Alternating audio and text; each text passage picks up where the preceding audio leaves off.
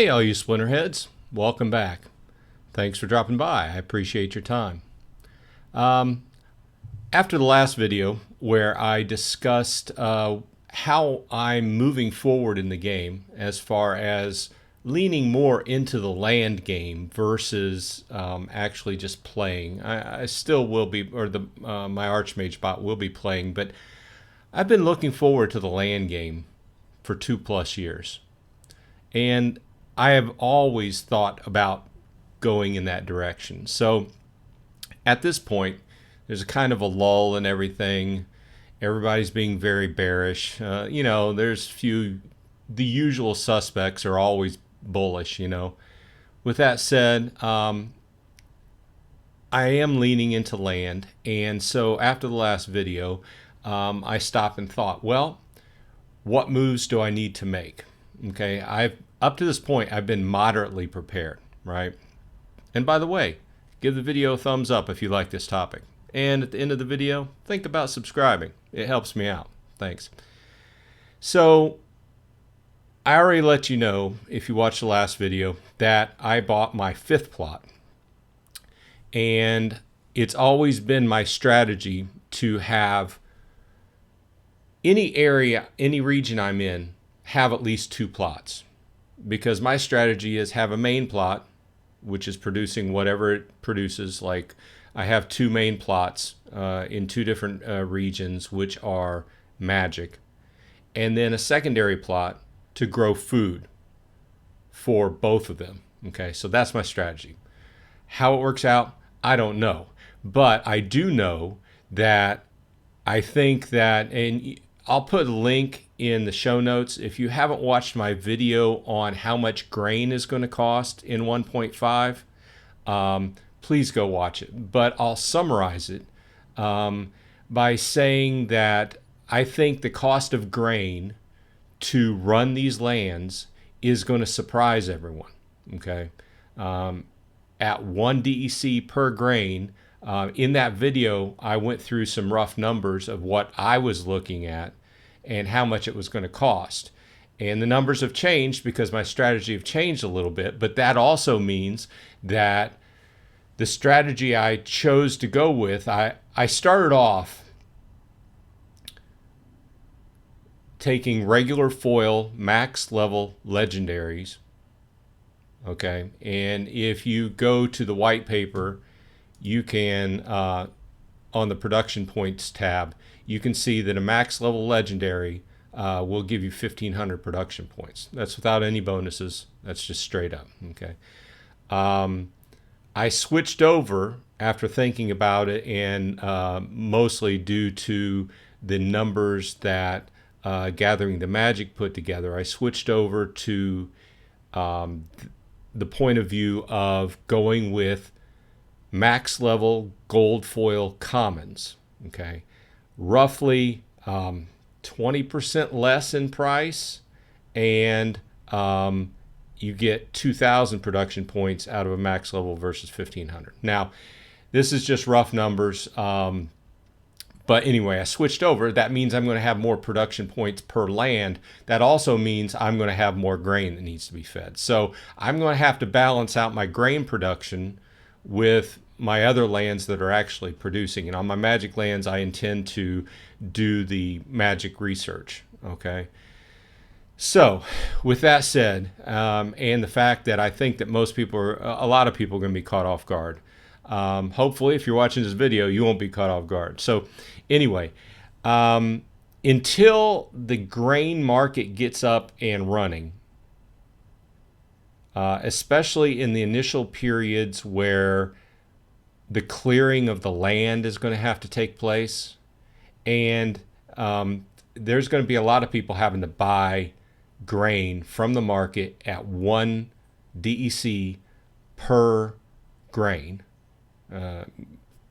piece of grain, and it's going to get quite expensive. For most people, just with a common land or rare land, it's going to be several dollars a day. Okay, so it's something worth thinking about, and that's why I keep bringing it up. So anyway, with that said, I went in this week, and as I said last time, I bought another plot of land, but then I started analyzing what cards I had to actually go ahead and stake on the land, because I had been in kind of this mode of just buying a couple gold foils a week and then putting them aside for staking, right? But I got to the point where I'm like, well, what do I have? So obviously I was looking at the terrain preferences here. And if you're new to this, you can check this all out on the white paper. I'll leave this link in the show notes. A lot of you probably have already seen this 100 times, but there's always new people that stop by. I appreciate it. If you're going to stake your monsters on land, you want to follow this chart. And obviously, you're going to want to buy monsters that will give you as much bonus as you can get. Obviously, there's trade-off. You could go with neutrals. The plus side with buying neutrals is the fact that you can shift them around and they're good on any land. It's just you're giving up the 5 or 10% bonus, right? Me, I'm just going to choose the characters that give me a 10% bonus. So with that said, I drew up this little, didn't draw it up, I just made up a little spreadsheet just to see where I'm at. And I'm sure there's a more effective way of doing this and going forward. If you have a better idea of keeping track of land and everything and what monsters you have on land, I know they're going to have a certain amount of UI, the whole UX as far as, UI is a better way to put it. As far as what Nate's been talking about and showing random screens and such. I know that there's going to be a lot there, but I'm not exactly sure if they're going to allow you to keep track of exactly what card is stacked on which land. If so, great. That means we don't have to do it in an extra spreadsheet or what have you. But this is what I drew up. And as you can see, I chose to go ahead and outfit my 2 magic lands first. So I have a rare land and I have a common land, right? And I chose to, like you can see over here, these are all max gold foils except for one. I bought a max regular foil beta frozen soldier, okay? And when you consult the chart, betas give you a 5 times bonus. Sorry, alpha is 10 times, beta is 5 times. But anyway, this beta frozen soldier equals 5,000 production points. So I got a little, I was excited whenever I drew my my rare lake, and the color cards you can put on that with 10% bonus is either water or earth. So I went ahead and I bought a Frozen Soldier. The Beta Frozen Soldier is one of the first cards I ever bought in Magic, and I love it. It's still a great low-level tank. So anyway, with that said, you can see I have some spots to fill in. I have my Magic lands filled in, but I need 3 more for my plains. I need 4 more for my river. And the desert over here is kind of just I'm going to fill it in, but I'll get to it last because it's sitting over there. I was trying to sell it off. Nobody wants to buy them. So I'm like, I'm not going to take a huge loss. I'm just going to farm it, and it might be sitting over there by itself, and I'll just sell food on the market or whatever it turns out to be. It'll be over there. If I find another land plot over there that's a good value of like a rare magic land or something like that, I might pick it up. So who knows? Anyway, this is the progress I've made. If you have not checked it out lately, we all know that, I'm trying to get back to my main screen here.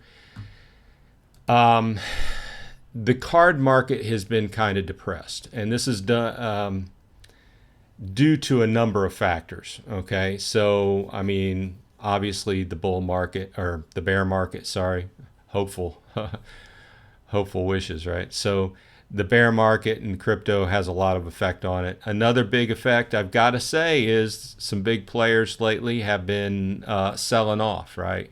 Some players we saw that just thought they would never get out of the game, well, they're getting out of the game for one reason or another. And that kind of, muddies the water a little bit, right?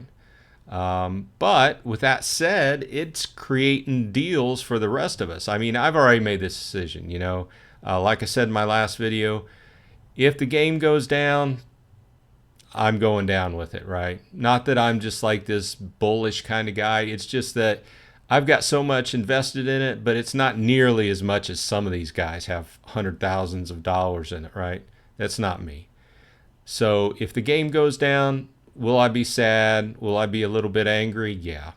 But I'm not going to lose a house payment over it, So with that said, I'm just going to go ahead and play my land and see how it goes. And I'm very tempted to pick up more plots, right, as I find cheap ones, right? And I'm looking at plots that already have building in a box and some of the other things on it to make a better value, right? But I think I'm getting a little bit off track here.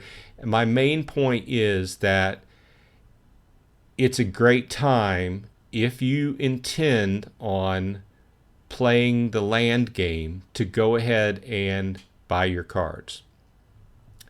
Is this investment advice? No, it's play advice. As you know with me, it's always looking at how to play the game and try to get a good deal. So let's go ahead and go to the market. Well, let's go over to Peak Monsters. See, I was just checking the land. Let's just take a brief little look at it. And, we have land sitting at $34. You can buy land, $36 a plot, with building in a box on it. Okay. Now, once again, back to my point in other videos, make sure you do your due diligence before you just go ahead and buy a cheap plot, because you don't want to be in the middle of a neighborhood, a bad neighborhood, so to speak. In other words, a bunch of plots that are just continually being bought, sold, flipped. That's not going to do anything for you as far as making a return. Now, I'm just going by what they said, right? And I don't have actual facts, to elaborate on that. And I will elaborate on that as the facts come out. But it's been said that you want to be in a neighborhood, you want to be in a region where the castle or keep owner is, and everyone around you is staking and investing in the land, and then you'll be able to reap more, right? So anyway, with that said, do your due diligence as always, but we can see that it's very tempting. I talked about this weeks and weeks ago, and people told me I was full of, malarkey, didn't know what I was talking about, because I said that land was going to come down in $25 to $35 range. Well, look, here it is. Not that I had anything against land, quite the opposite. When they originally sold lands, they were $20 a piece. It's just the market has been marketing, right? So in the end result, maybe they just intended on the lands being worth $20 a piece, and possibly, the more rare lands being worth a little bit more.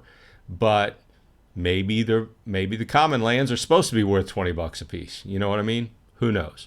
And added a few bucks extra for the building in a box and stuff, that value. But all in all, it's pretty tempting, right? I'm very tempted to scoop up a couple like forests to just produce wood, or what what it's going to be, I'm very tempted to buy another property in 133 where I have two, and I'm trying to scroll down and find it. Here we go, Shimmering Coast. They're still going for 45. That's what I bought it at the other day. Same guy here, I like that region. It's Nate owns a large portion of it. But going to cards, and before I guess this is all under the same heading, so I'm not really off kilter here.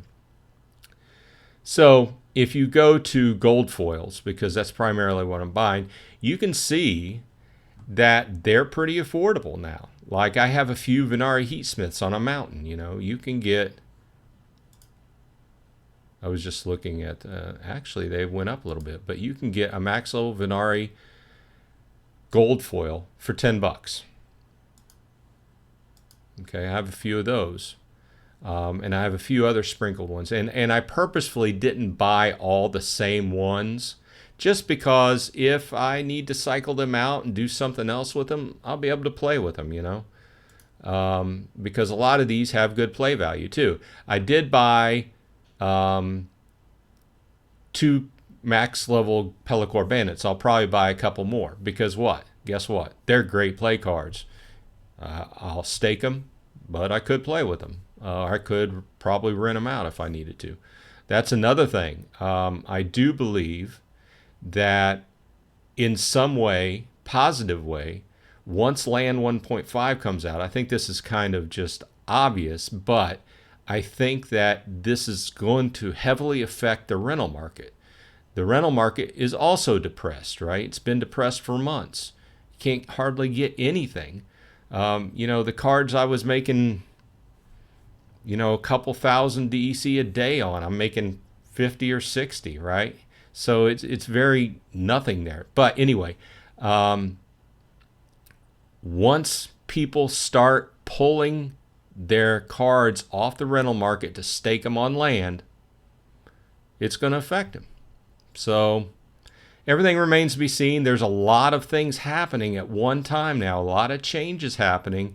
It's like a confluence, kind of like a hurricane happening, that who knows what it is going to end up happening. But I'm trying to be fluid here, and they've made the game so you kind of have to, unless you're willing to put a lot of money into the game, you kind of have to make your choices. You have to pick and choose where you're going to go.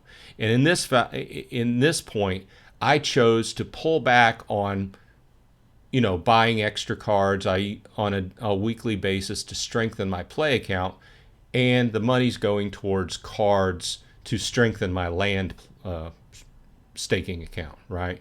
So you can see I got 3 Heatsmith, I got a Knifer, I got a Scout, I got 2 Conjurers, a Deceiver, 2 Bandits, Frozen Soldier, Vampire Bat, Bloodmaker, Lava Spider. I'm trying to... All of these are on the cheaper level of the gold foils, but I'm trying not to get too many of one thing, although I would easily buy more Bandits because I love that card, right? Who doesn't? Who doesn't love a Pelacor Bandit? But I want to spread it out, and as you can see, I have over here on the right, I need 4 more over here. I'm good here. I need 3 here. That's 7. I'm good here. I need 4 more here, so that's 11. So I need 11 more max gold foil commons. And I'm buying a couple at a time, and I'm trying to space it out to kind of do that thing where dollar cost averaging, if you're familiar with that phrase, where you buy over time to spread out and kind of even out. You don't buy them all at one time and then everything goes down the next day and you took that loss, right? So anyway, that's my idea. So going back, before this video gets too long, I also have 3 totems, and I have been thinking about buying a couple more common totems. Although I have noted that the cost of totems have started coming down. I have heard through various people doing videos on YouTube that a lot of people are expressing that they don't necessarily know if there's value in the totems, right? Maybe, maybe not. Things change, right? But the price of the totems have gone down a little bit, and just with a common totem, you can get an extra 10% on your land.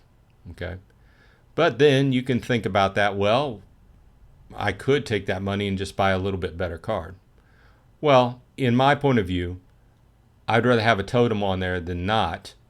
And then down the road, if you just want to upgrade the cards you put on the land, you can always do that, right? So, and obviously more totems are down the road and everything, but I've got to think that there's got to be some kind of value to these older totems that have been around for a long time, since 2.5 years, right? Since land was originally announced, right? There's got to be some extra value to those, even if it's just minimal, right? So the other thing I wanted to mention is that be sure and know that if you bought a land and it does not have building on a box on it, or you do not have a Rooney to stake on it, you're going to need a power source. Okay. And when 1.5 comes out, they will be available for 5,000 DEC. But that's part of the value of getting the building in the box if you're going to buy a land. So extra value. So, and the other thing I wanted to, I'll end up because I could talk for half hour more. But the other thing is that